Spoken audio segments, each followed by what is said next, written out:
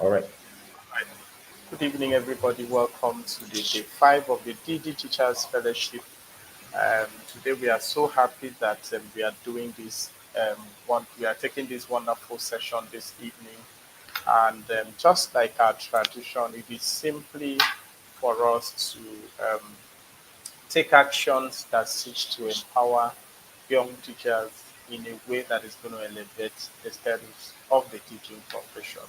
We are driven by the passion that no nation can do better than its education.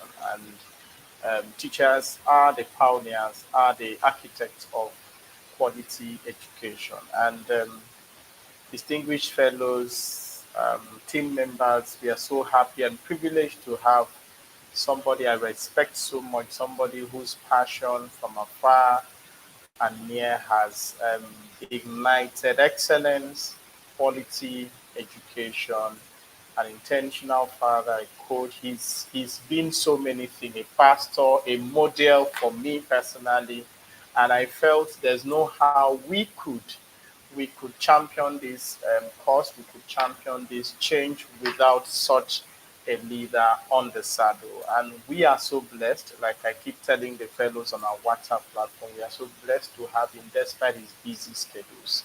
So, ladies and gentlemen, we are pleased to welcome Mr. David Ogunshola to this show. I had already sent in the YouTube masterclass you sent in. I've been somebody that is a fan of good slides, and um, what came from him, I took time to watch over and over. And when I told my one of our team members, I said, "Come on, if you watch the previous every facilitator mentor we've had, you've seen. If you watch Mr. David's video and then watch all the presenters we've had, you see that you have a place if you could master slide creation using Mr. David's model. So, ladies and gentlemen, we are so happy to have him today. Like he said, he's a man that is always on fire, and he had to spare us this precious time to be with us. So, if you are joining us from the YouTube session, please do well to let us know that we are here, and basically, he will be here to fire you and then take questions. Me personally, I have questions to ask him on the recording because it was such a very rich compilation, and anybody who wants to communicate to better understanding should have a fair understanding or a fair knowledge of this recording. So good to have you, sir. You're most welcome. It's my pleasure to be here, really, and I'm excited. I'm excited. I hope that the people who are joining us can actually interact through the channels, because I will really want interactions. Because more like I have already taught. I have the video you watched. If I was to teach this lesson live, I probably just have repeated that video. Um, I see. but you've had the privilege of actually watching the video. So I would really, it will be more productive for the time we have if I'm able to take questions, probably show if, I mean, questions, whether they are theoretical or practical, even if it is beyond the scope of the video.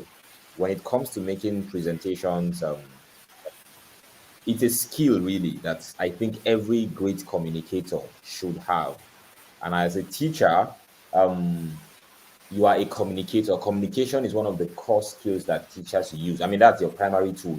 That's how you transfer knowledge. You are communicating knowledge.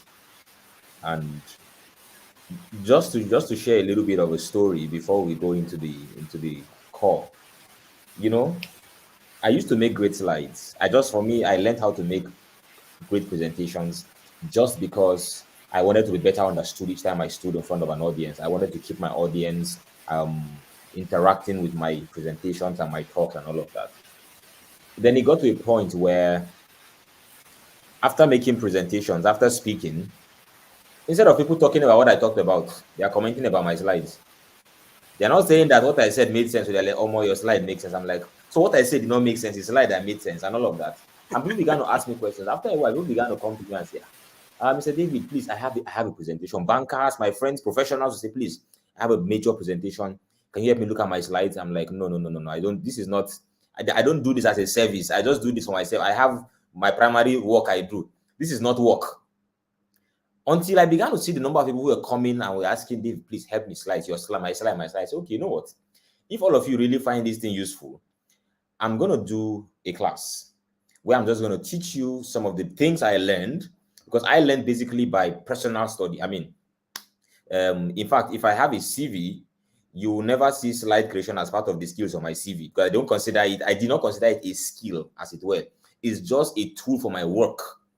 But now that people were beginning to ask, so I did a master class, and it was not a free master class. So that video you watch was part of a 3-session master class. It was 30,000 percent that people, whoever attended that session, paid 30K to attend that session.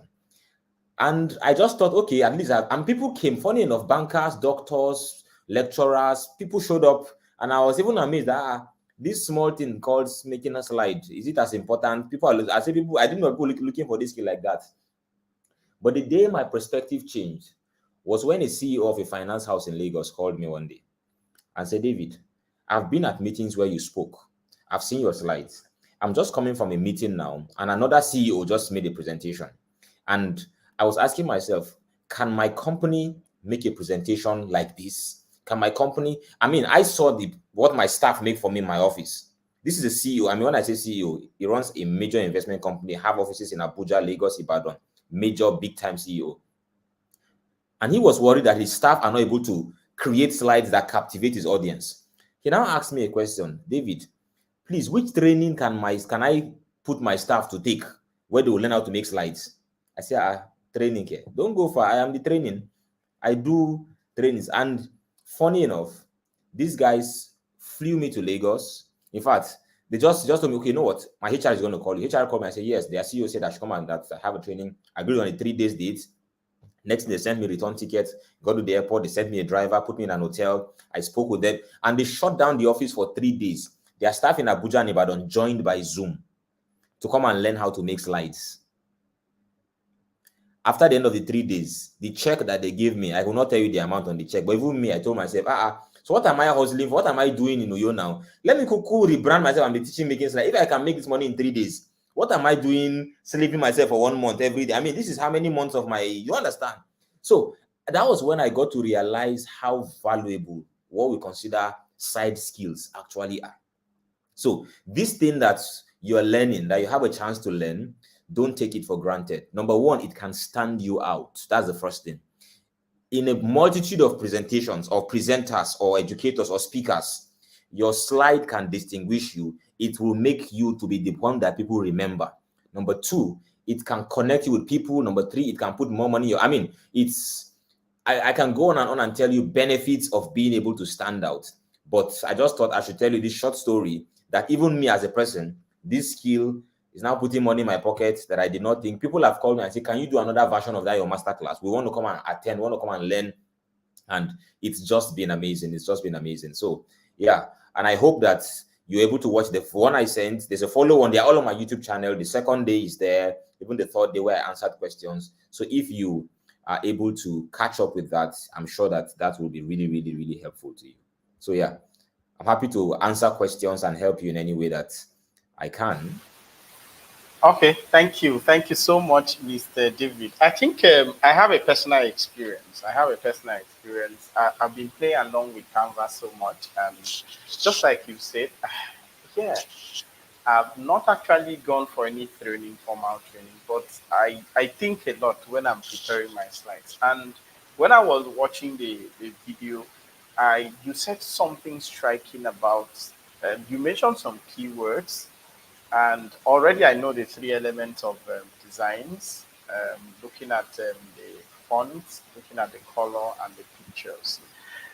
But you were so detailed in a way that there was a time I was tempted to, I met one mentor, and then he did a amazing slides. And after his presentation, I asked for a slide. He gave it to me, and I saw some things. I tried to compare his slides with slides by TEDx speakers, and I saw that there was some kind of similarity, and I began to take notice of certain things, and decided to make sure that it's most of those key things I actually observed were reflected in my slides. Of course, for me, that's how I have evolved. And you said something striking here. I think in one or two sessions, or I think last year when I was in Ibadan, I did a slide where I was invited to speak, and at the end of the day, I one woman woke up to me, a professor, and said, "Joseph, I want you to be doing my slides, and I'll be paying you per presentation." I was like, "This thing I'm doing, is it really this serious?" I was like, "Oh." And then before Yeah. I know, Professor, I didn't even know this was the deputy provost of the PG school. That's how the woman adopted me. That's how she became my mother, like everything, just through slide presentation. It was that easy. She invited me into her classroom, and sorry, into her office. So anytime she has presentation, she just then send me the bulk of everything, and I'll sit down. And I think one thing you said that was so striking, which nobody taught me, was when you say, don't make your slide to be bulky. Don't pack all the information you want to put into your slide. And then you say something you did that day when I was watching the video, that recording. You had a view that allowed your notes to be there, the presenter's view, which you are the only person who's seeing that part. And I have seen great Mhm. presenters come in to jam pack everything, all their ideas into, and then the slide sometimes is so boring. So and but you were so detailed. There's something you talked about. What's this? How do I? Something thinking. There was a particular word you mentioned about thinking. Yeah. Yes. Okay. When you're Uh, trying to get images, right? Metaphorical yes. thinking. Metaphorical thinking, absolutely. So, sir, I think that's my own question. My own question, metaphorical thinking. Yes, lion, trying to depict. Can you also expatiate? In short, I had to go and do some research on metaphorical thinking. So, Hmm. how do you relate that to the work we do as teachers? How do we break that down to would-be teachers? Metaphorical thinking. How do we Okay. apply that to the work we do? Thank you, sir. Okay. So, thank you for that question. And that's even a very good place to actually begin. So you see, when you're communicating, it's important to understand the psychology of your audience because people are listening to you and they are understanding you psychologically. You might assume that everybody is just listening to the grammar you are speaking, but people are taking in information from multiple ends, from multiple angles. Some people are seeing what you are saying, some people are hearing what you are saying, some people are feeling what you are saying because we have different kind of learners. And this is important for teachers. You have auditory learners, you have visual learners, you have kinesthetic learners. And that's why as a teacher, you need to be able to factor in all types of learners into your lesson. So if you have a classroom of 15 students, that classroom has a mixture of different types of learners. Some persons, if all you do is speak verbally, maybe 5 or 7 will understand you. The other 7 or 8 may not understand what you are saying. That's why you need to now, some maybe the out of that 8, another 4 or 5 are visual learners. Now, so if you add voice and visuals, you've expanded the scope of understanding. So now more people understand you. And maybe the others are kinesthetic learners who understand by doing or learn by doing. But if you're able to mix all of that together, then you're able to actually ensure that everybody in your class follows you. When you're making presentations, it's a similar ball game here. There are some people who listen. Some people want to see to understand what you are saying. And that is why you want to keep them. But there's a rule I talked about there too. I said your audience will either listen to you or read your slides. They cannot do both. Yes. It's one very important thing you know to factor in. So when you jam pack documents in your slide, I call them slide documents. They are not slides anymore. They are now because they are documents that are on slides. When you jam pack documents into your slide, what you do is you distract your audience, because the natural curiosity of a person is that if anything is on the screen, I'm supposed to read it. And you know, you cannot read and listen at the same time. You are either listening or you are reading. You can't do both. So if you are reading something, then whatever they are saying, you are hearing, but you are not listening. And if you are listening, then you are not reading. So what we do is that when we put bulky slides on our page and we are talking, it's either the audience is not listening to us, they are reading what is on the screen, or they are listening to us, they are not reading what is on the screen, one of the two. And the goal is to actually keep them. That is where using images become useful. Images that reinforce what you're trying to say. I mean, I could show you different slides I did at different points, but you want to use images to reinforce what you're saying. And that's where the concept of metaphorical thinking comes in. You want an image that gets them into a zone where they are saying, what does this picture mean? Because when they are asking that question, what does the picture mean? Then what you are saying is answering that question. They cannot forget what you said, because they both saw and heard something that connected. And most times what we do is that we get pictures that say the same thing we are saying. Metaphorical thinking is where you're able to think of, how do I get a picture that connects what I'm saying, but it's not exactly the same thing that I'm saying. So for example, when you want to talk about food, naturally, if you want to talk about food, you probably want to put a plate of food on your screen. But that is direct thinking. That is direct connection. But imagine you want to talk about food, but you put a child with an empty plate in front on the screen. Now, when you see a child who looks hungry and the plate is empty, what really comes to your mind? It's food, actually. But you see, you are taking me to food without showing me food. Because if the child is hungry and the plate is empty, what you're thinking is, why is there no food in that plate? So somehow, I have created images that draw your mind to food. What I want to talk about is food. So I get you curious and you're already thinking food. So when I mention food, it connects with the frequency of your mind. That's the idea of metaphorical thinking. How do I create an image? How do I create a picture that helps my audience think about what I want to say? So when you want to talk about courage, bring a picture that depicts fear. So when the person is seeing a picture that's talking about depicting fear, I'm sure they're thinking to themselves, hey, this guy ginger now. This person needs courage. There's enough, and then you are talking courage. That's the whole idea of metaphorical thinking. So in English language, the metaphors, what are metaphors basically? Are just those metaphors combine two elements that seem to have no logical connection, but actually drive home the point. So like when Jesus says, if you want to be the greatest, be the servant. He's giving metaphors there. So he's trying to talk about greatness, but he's painting a picture that is anti-greatness. So that when you are thinking of servant, you are thinking, but I mean, so when you're saying servant and saying greatness, you're like, So somehow it's just a way of keeping the mind of your audience active while you are presenting. You don't just want a boring presentation. You want a presentation that engages your audience, that keeps them thinking, that keeps them. I mean, it's not every time, but that's one way to really connect with them, metaphorical thinking. And it helps when you're looking for pictures that communicate what you're trying to say. Pictures that captivate. I mean, there are slides that you cannot sleep when they're presenting, not because of what they are saying, but just because the visuals are killing back to back. That's they use a combination of all of those things. Get images that get you look. In fact, sometimes you're looking at the image and this image. And as the person is speaking, is connecting with actually what the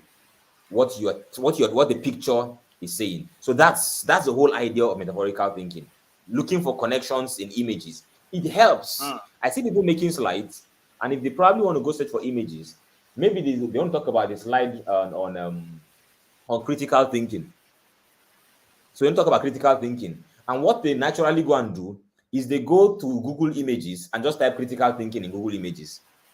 Yes, you will probably get an image of somebody doing critical thinking, but you want to ask, okay, which image, what picture depicts critical thinking? So maybe you think, okay, can I get a picture of a child playing chess? So that is why before you search for images, you do the mental work. The thinking has to come from you before you go into search for images. That's the whole idea behind metaphorical thinking. I don't know if that is clear or needs additional help, but I'm seeing something in the comment there. So you didn't talk about how to Yeah. blend words into an image in the recording, sir. Um, I wish I understood that question better. How to blend words into images. Can you further explain? I want to be able to answer the exact question in your mind so that I don't assume that what you are saying is what I'm thinking. Yes, Amarachi, Amarachi, the question is directed to you. Is there any negative effect of excessive use of image in my slides? Is that a I'm not follow-up? aware. I'm not aware. As long as your images are on point, as long as they are on point, I do not think that using image, if you use the right images, you cannot go wrong. So when you say excessive use of images, if in one slide you're communicating one concept and you're using 6 pictures on one slide, then that is wrong. There's a problem there. Because at the same time, you've confused your audience. What should they look at? What should they see? So you want to make a point, but you are giving us 9 images in one place. You have now turned to a slide domain. This is you are showing us a gallery now, not a slide. So that's the side effect of that. What I'm probably going to do is open up my Canva and see if I can just show you if I open 1 or 2 slides that I've made in the past and just probably run through them and I could explain Yes, one sir. or two things. Yes, Yeah, that maybe would make that could sense. help. Mm. And if I can get Amarachi's question of blending images to to text, I think that will also help.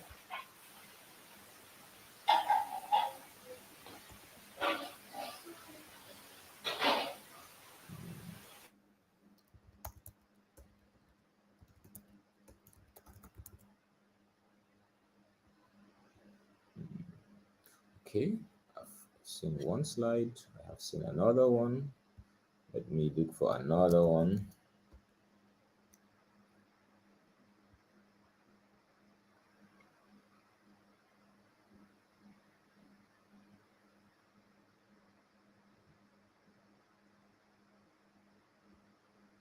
Okay. How do I share my screen? Okay. Present, From share there. screen. Yeah, Okay. present. Okay. Select window or screen. Google Chrome screen. Entire screen. What is this?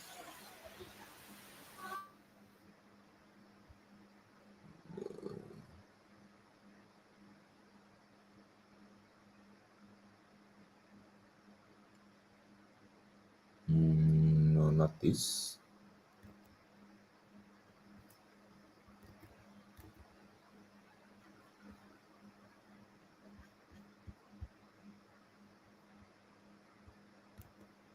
But please drop questions. So once I can share my screen, I'm going to just answer all the questions at once. Oops, your browser. What did I do? Present, share screen. Okay, not now. Once I pick this, I'm trying to select the window to share. If I share my entire screen, I feel that it might fill up everywhere. So I don't want to do just that. I want to just pick what I want to share, and I'm able to put them for you side by side. This comes here.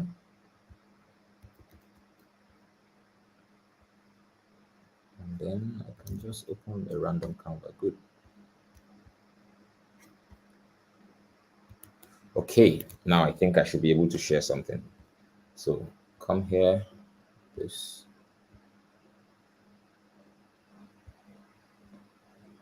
Okay, let me just share the entire screen. I don't think what I'm trying to do is working. So can you let me know what you can see? Changing face of competition. Okay, good. So this is a presentation. So the whole idea is innovation. What am I trying to talk about here? Innovation. So the concept of this slide is competition and maintain staying ahead. What do I do here? So look at what I do with images. Got an image where this image is showing victory. That's the whole concept behind this picture here. So this guy has won all of these guys that they are all lying down. This guy is standing. It's a picture of victory. What am I talking about? Competition.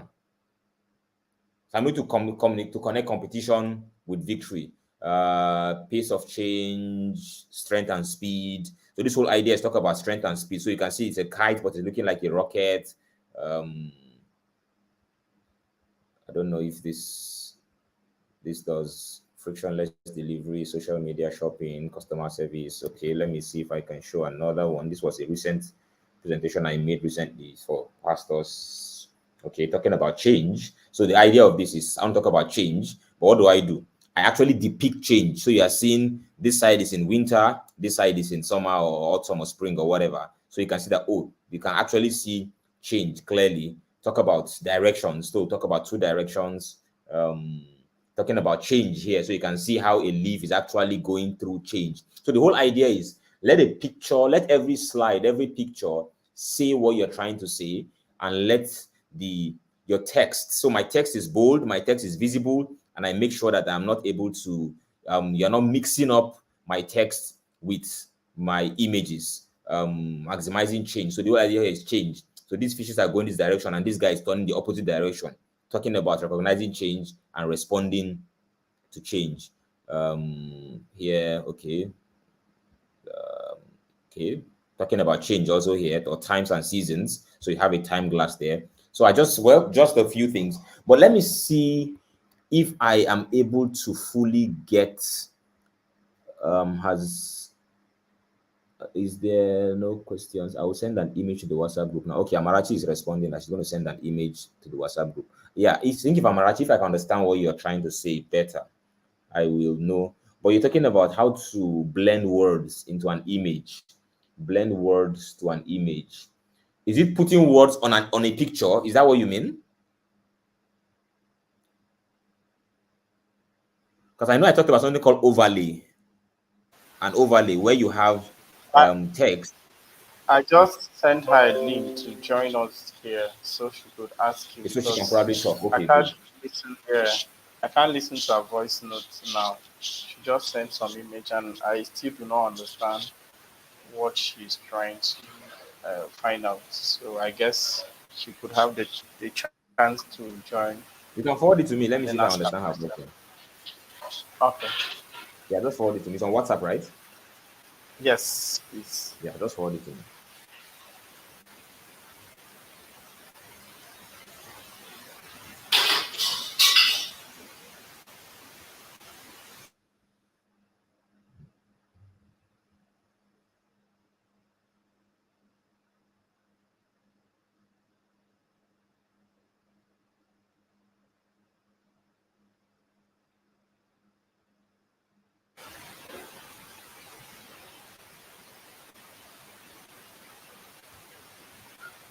Okay.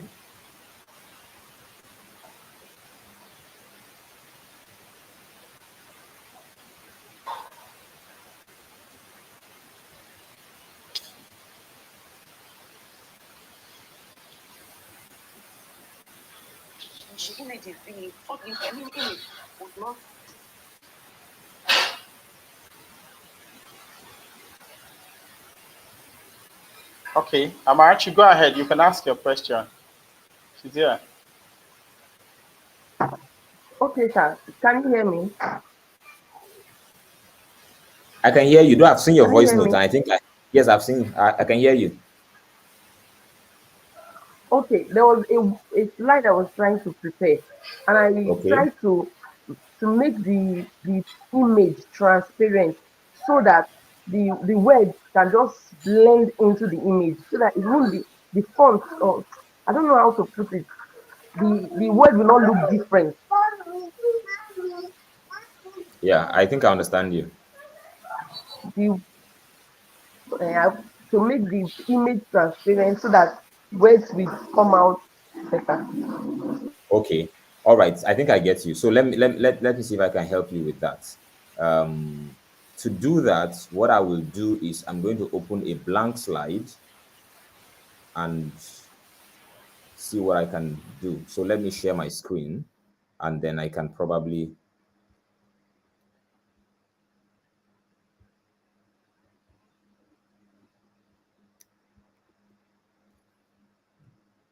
Okay. So this is a blank screen. Can you hear me? Looks like I'm the only one here. Okay. Yes, I can Okay. hear Okay. you, You're sir. back. Good. So let me get in an image. Any image. Okay, let me just pick a random image that these guys have given me here. But let me pick an image that is dark. Something. Okay, so let me pick this. Okay, so this is an image that I just picked from my Canva library. So if you want to put a text on this image now, for example, maybe I want to say, we help you with your slides. Now, this is text on an image, and this text is noisy. Let me reduce the font, the line spacing, so it's okay. Now, right now, this text and the image is noisy. You have a problem here because the image is bright and is disturbing the text. So there are many things you can do here.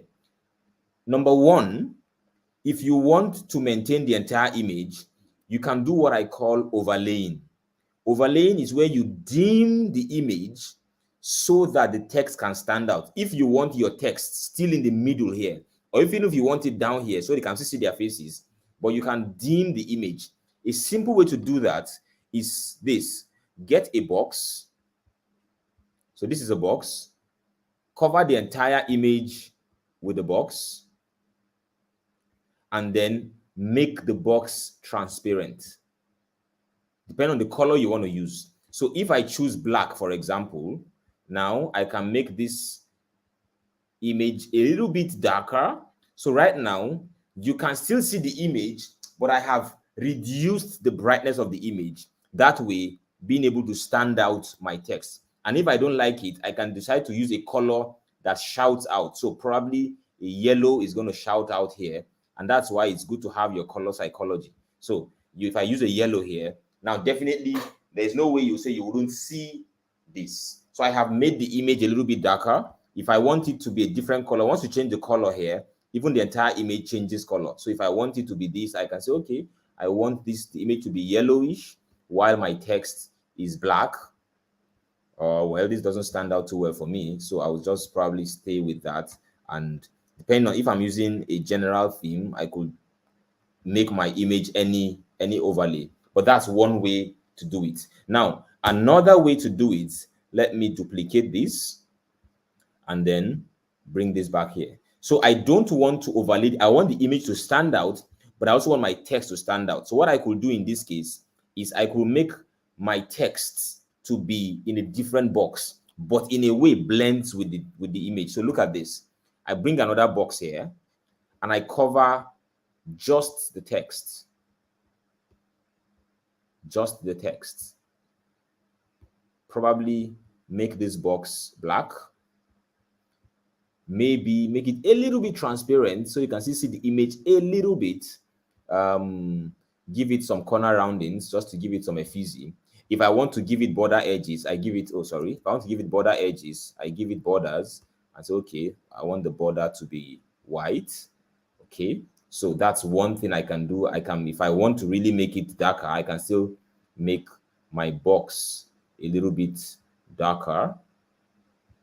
So this way, I still have the image standing out, but the message is popping out. So these are two ways. Both ways are you can do your slides. I mean, all of the other effects I gave it, the corner rounding, the overlay, is just to add effects to my design. So Amarachi, your image does not always have to blend with the text. You can do it in a way that the text stands out, the image stands out. The whole idea is you want to understood. If you remember what I said, one of the first things I talked about here is where is it? Okay, what you want to do is, yeah, your mission is to be understood. The goal of communication is to convey information and understanding. So you want both your text and your image to do the same mission. The mission is to be understood. That's what you want to achieve. So sometimes your choice of image will have to do with, okay, I want an image that gives me space to write. There's one other concept I talked about. Let me look for that slide somewhere down the line where I said find images that, aha, this is it.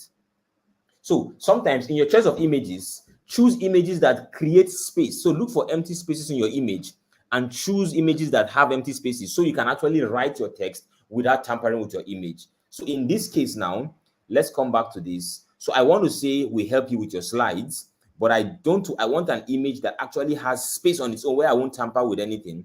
So I can say, okay, speaker. Let me see if I can find something like that. Okay, this is a speaker. This is, by speaker, I mean somebody who is talking.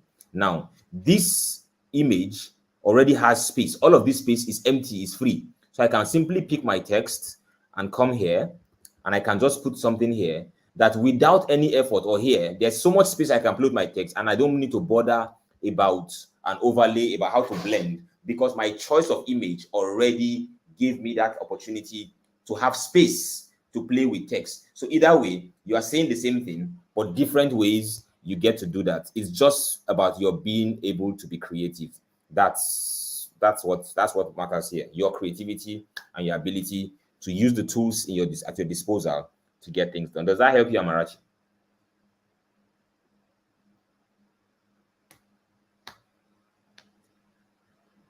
Yes, that's explanatory enough, and I'm sure she gets that part. Thank you so much. Thank you. Is there anybody that would want to ask? This was just basically a question and answer session. So I am sure Mr. David is going to send the other parts for us. One of the things I keep reminding our fellows is every content we are sharing here is an opportunity for you to carve a niche out of for yourself. Imagine you are a student and you could create great slides. This is something I had no idea of while I was at the university, and then you are having such. Imagine you having your defense, and then just by okay, I'm actually just said well understood. Thank you. And imagine you coming out with a very powerful slide, and then that captures your um, your judges. So that's an added advantage to you. And for me, I think one of the things I say repeatedly is that when educators are poor or average, it comes from the place of lack of skills. Yeah, because one of the Yeah. things, like I said yesterday, was that I I have been able to create ebooks free from ground zero till completion, till hosting it on seller without buying anything, and it makes money for me. So suppose you are that allow him. Suppose you are that student teacher, or you are that teacher that you don't have anything, but at least you have a smartphone. So one of the gifts we are offering them, our fellows, is that we're going to walk you through all those process from ideation to all the processes you need to know, and then getting the whole thing done. So that on its own is going to be um, an added advantage to every participant of this program. So your detailed analysis is well understood. And one of the things I have understood while seeing your video, watching those recordings you sent, was that I saw the place of self-education. Yeah, because I've watched some YouTube videos on slides presentation. They are not as detailed, especially when you were looking at how to combine fonts font Mm, pair, font joy. You gave detailed, and it was indeed a master class. That's why I was telling our fellows that, look, this opportunity you are having on a platter of gold, the best thank you is for you to go through this thing and apply it. Apply mm, the knowledge. In short, I told them yesterday, I said, for people that are very serious, I have a special class out of the content we had, that I am personally going to show us how I make my own money as an educator beyond mm. being that traditional teacher. So I think all of your explanations are well understood. And fellows, it is so exciting to know that Mr. David has already sent in the slide 2 and slide 3. So the day 2 and day 3 of the recording. So I know this masterclass was 30,000 naira as at last year. If it was to be evaluated for money this year in 2024, you should be paying 50K for it. Yes. So don't Yeah, take it if for I'm doing that granted. class today, if I'm doing that class today, it can't be less Mm, than 50,000. It cannot be less than absolutely. I 50,000. know. Yeah. Yeah, the value in it. I am saying this because I do research. In short, for fellows, you can go on YouTube and say slide creation videos. You see that even the ones that is uploaded on YouTube are not as detailed as what Mr. David gave us. So this is a better way of saying thank you to him for giving us such precious time and giving us such attention. I mean, it is not easy that this is happening. So personally, I do not take it for granted, and I know that this is out of passion and out of conviction. Thank you so much, sir. Is there any other Mm. question? Yes, I'm actually had another question. Say there are slides that have tabulations. How do we do that? Good question there. I mean, I'm loving Amarachi's questions because they your Mm. questions will actually help me to know what to say. Okay, so I'll just share my screen again. And okay, so let's go back there. Good. So this is your slides. This is your presentation. You want to put in tables into your slides. Just come to elements here in Canva. Elements and just search for table. You're going to see tables here. Just pick this first one and bring it in here. So you have a table in your slide. Now it's just like using table in Microsoft Word. You can make them bigger, you can make them smaller. So you pick this one here, you can type, okay, names, addresses, and phone number, for example. Now, if you want to add another table, just you see this but these three buttons here. Once you move your slide, your once you click on any box there, these three buttons appear at the column top. Also, three buttons appear at the end of the row here. If you click on these three buttons here, you see options. So you want to add a column, click on this, it adds another column for you. When you click on this, you see this here. You want to delete that column, click on it and just say delete column. It can move that for you. You can actually color a column by selecting. So I select this. In my own case, I press shift and select the three of them together. So I've selected this entire cell. I can just come here and give them a background color. I can make the font inside them to be bigger. I can make the font to be bolder. I can change the font inside them. It's basically you here playing with what you want to do. Then come in here and you can now type your things. Okay, so David is here. Joseph is here. Amarachi is here. So you can, I mean, these are basically, this is the format. You can play around with it, click it, move it around. You want to color this one separate colors, just come here. Okay, so make this one to be greenish. Okay, make this one to be yellow, make this one to be this. It's, I mean, it's up to you. So you can actually communicate visually, creatively with tables inside your slide. And of course, you want to give it a heading. You know what to do. Just put your heading here. Okay, so this is the title of the slide, and give it your own heading. Just to add to that, is also the same thing if you want to put charts. So if you want to put a chart in your slide, so you can come here, whether it's a pie chart, you want to put a pie chart, it brings in a normal chart. Now you see the data that drives your pie chart. You can actually change it. So you can say, okay, maybe this is a population chart. So okay, Akwa Ibom is 50, Rivers is 20, Abia is 10, Cross Rivers is 10. Okay, and then the last one you can say, okay, Abuja is also 5, or you can make this one 15. However you want to do. See, as you're changing the numbers, you see what's happening? The graph is changing. So you can actually make dynamic graphs inside your slides. And it's even more interesting. You can connect this graph to a Google Sheet. So you have a Google Sheet that has real data, or that the data is changing in real time. Simply link it to this slide. As the data in the sheet changes, your graph changes. So let's say you have you have colleagues out there who are populating something. Maybe it's a student score. You are putting your student scores in a sheet. You can actually plot graphs for your class results. Whether I mean, also just say charts. Whether it's a bar chart you want, you will see bar charts. Connect the data to it. The kind of chart you want, you can change the color. So you want this color to be yellow, it's going to change. You want this color to be deep blue, you can modify it the way you want. Change the headings. Okay, this is my score in math, or math average. This is English average. As you're doing this, your graph is changing. And when you make presentations, you have very brilliant and well communicated presentations. So because you asked about tables, I just thought, okay, that led me into the other two. So you can actually add charts, graphs.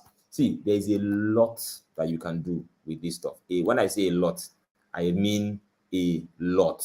It's don't stop. Don't think that you. It's good to be able to communicate to your students, but I want you to actually push yourself beyond that level. There's a class of audience you will stand before, and you yourself know that the quality of your presentation needs to upgrade. You need to be able to prepare yourself to stand before any audience. When I say any audience, if you are having an audience of state governors, what kind of presentation will you make? You must sound brilliant, and you must look brilliant, and you must visualize that brilliance. That's the whole idea here. I think that for those of you who are in this fellowship program, you need to understand that you are very, very privileged. There is a revolution happening right now in this country. It's very slow, but it has started. And let me tell you what it is. It's a revolution. We are gradually beginning to understand that most likely the missing link between this country and development are teachers. I run a school, and I talk to my teachers. One thing I tell them, I said, a time is coming in this Nigeria where teachers who know their onions will be paid better than bankers, probably better than oil workers. That time is coming. This is our country, this country, this country. I'm not telling you America. In Nigeria, teachers will be offered crazy salaries, but only teachers who know their onions. I mean, I don't want to tell you what we pay teachers in our own school. I'm giving you a practical example. Teachers are comfortably in this Uyo earning 6 figures, as in well, comfortably. So if you're thinking that our teachers only earn 25, 35K salary, not around us. When you know your onions around us, and when I say know your onions, you must have skills that go beyond your subject matter. So I'm a math teacher. I teach social studies. I'm only to know social studies. So when we're saying, okay, you know what? We want to do a survey for your class, for the parents in your class. Create a survey for them, send out a Google form so I can get survey. And you're asking, what is Google form? What is survey? And you are a class teacher. We have left you. So right now, when we are interviewing teachers, the questions we are asking is not, do you know your subject matter? In fact, God help you. If I am on the panel when you come for interview in Brainy Hive, you go suffer. Because anybody can teach social studies. Anybody can teach integrated science. Anybody can teach biology. So I ask you see the people that are sitting down there, 7 of them, everybody can teach biology. What can you do that none of them can do? That is what stands you out as a teacher, as an educator. So these skills, these soft skills that you are learning how to make, if you told me that you can make great presentations, or you can make great slides at the interview has ended. I've hired you. Because those are not regular things I hear. if I tell you the extras, so for us now as a school, we're at a point where we don't hire anybody who has only one skill. All you know is what you studied in school. You cannot get employed around us. It's not possible. We are past that level. You must have something extra you bring to the table. And can I tell you what people bring to the table that gets them hired? Dance. Somebody can say, I can salsa. We hire people because they can dance extra. That dance. So you are teaching in class, but you can run a dance club by the side. We hire you. Someone say, I'm a painter, I can paint. I mean, those funny things. And someone can say, no, me, I have comedy. You can do comedy. So when we are doing events, we have in-house MC. Oh, yeah, come, we need you. You know that kind of thing. Those are the extras. So don't. What's this foundation? What this fellowship program is trying to put within your reach are the things that will stand you out in this space. And let me warn you. This is a warning.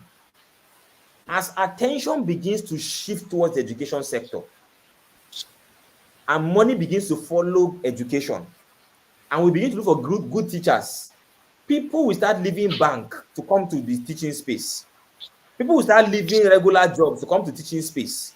You that you have been here before, they will meet you here and they will kick you out because they are skills that you do not have. So if you are, so it will be an error that new people come to this industry and outsmart you. You that you have been here, you have suffered with us. When the thing was hard, you were here. Now when the butter has come on the bread, you are no longer going to be found. May it not happen to you. May that not be your portion. But it is not amen that will stop it. It is now. It is you upgrading now that will stop that from happening. It's what you do with these skills. So even beyond the slides I've shared, what I've shared is not exhaustive. Push yourself. See, I don't know how to say it, but that revolution has started. Attention is being paid. Something happened yesterday, sir. I was on an Instagram live session with one of my coaches, and we're talking about my textbook. So this is my coding books and what I do with kids around innovation and stuff like that. And we got to a point, and you know what we're talking about? We're talking about teachers that we're talking. I was telling him why one of the most important skills students can learn today is how to think. Thinking skills. And then he now asked and said, you know the problem that he is even seeing? How can a teacher who does not know how to think teach a child how to think? I said, that's the problem. And I told him how we're creating resources to actually help teachers now to think. Do you know what he did for me? On that live call yesterday, he made an offer. He said, David, put together a 5-day boot camp, Monday to Friday, 1 hour every night for 5 days. Call it TTT.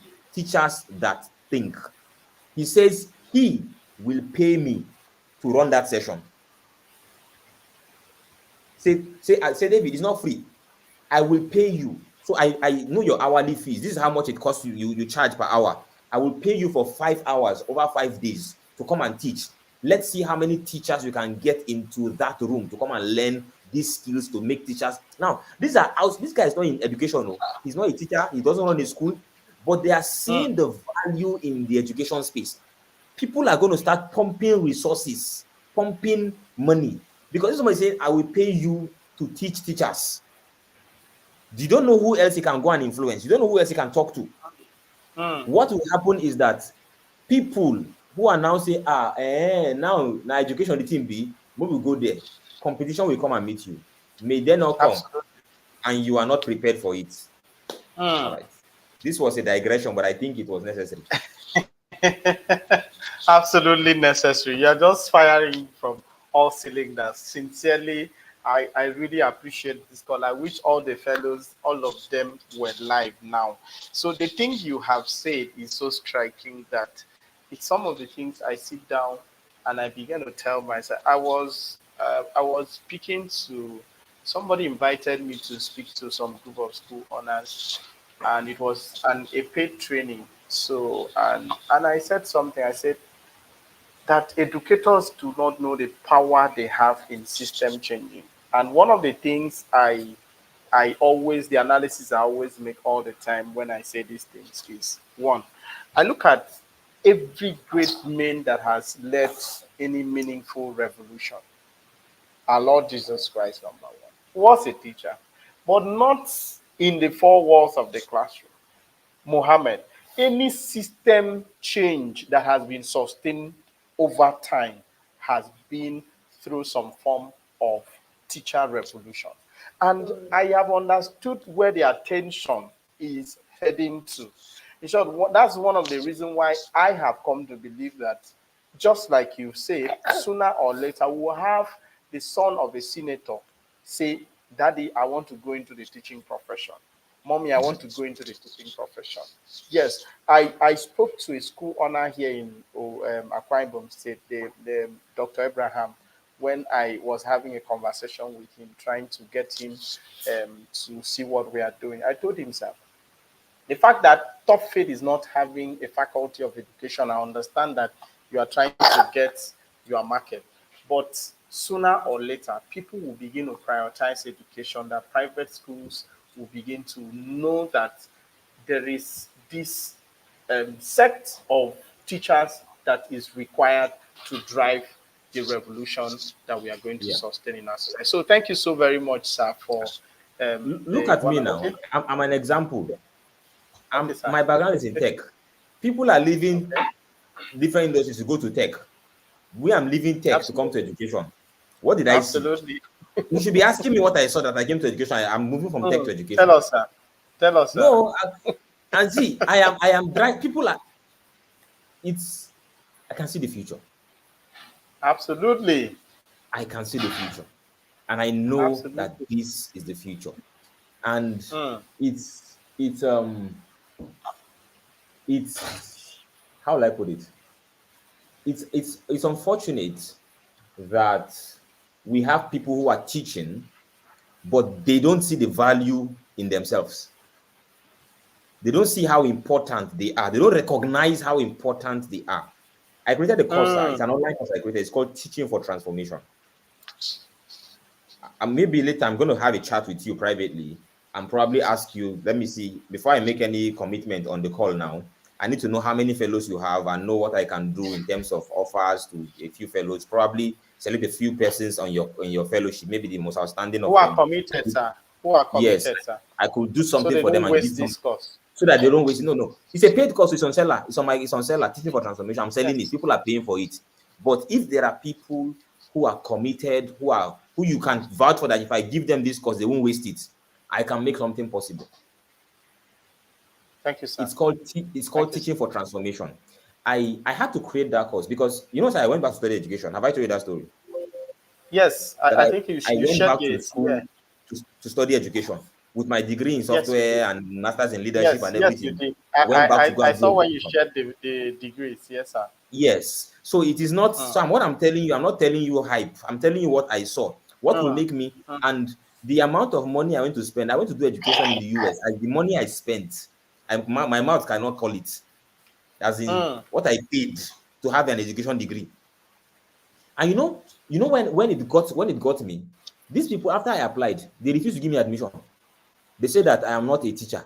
That anybody who will have access to that course must either have a first degree in education or must be a practicing classroom teacher. And I was like, excuse me, who told you I'm not a teacher? They say, no, I'm not. That's my degrees in computer science, da. I had to go and write an appeal to the board of the university. And I had to show them pictures and everything to prove to them. And I told myself, do teachers even know that the value their mm, other people place on their industry is this much? Yet you say, what do you they say? I'm teaching for now, meaning as I'm teaching, I define something else. When I find something better, I will leave it. mm, Ah. mm. When I hear that teaching for now, I just shake my hand like this person does not understand what's up. So I just think Absolutely.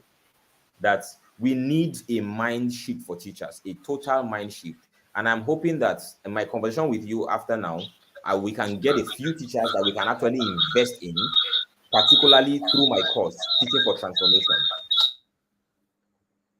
and see what we can do for a few persons. And I'll chat with you privately on that and see what we can do. But I want to make an investment in a few persons, there's nobody who took that course who did not come back to ask questions and say, where have you been? Where has this course been all this while?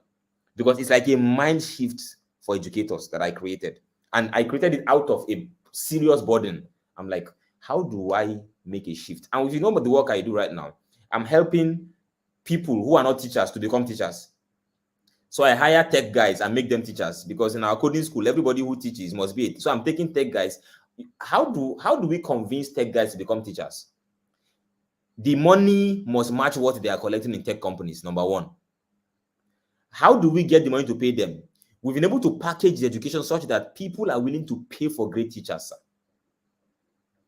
Parents see, your school may be paying you 40,000, 30,000.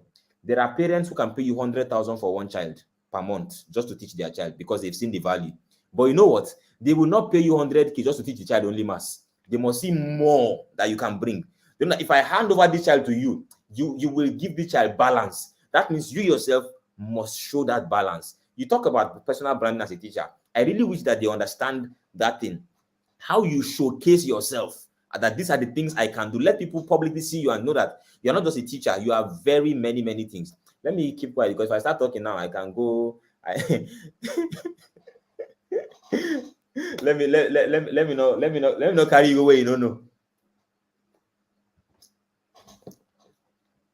But You are thank muted on you. both sides. Yeah. Yeah, thank you.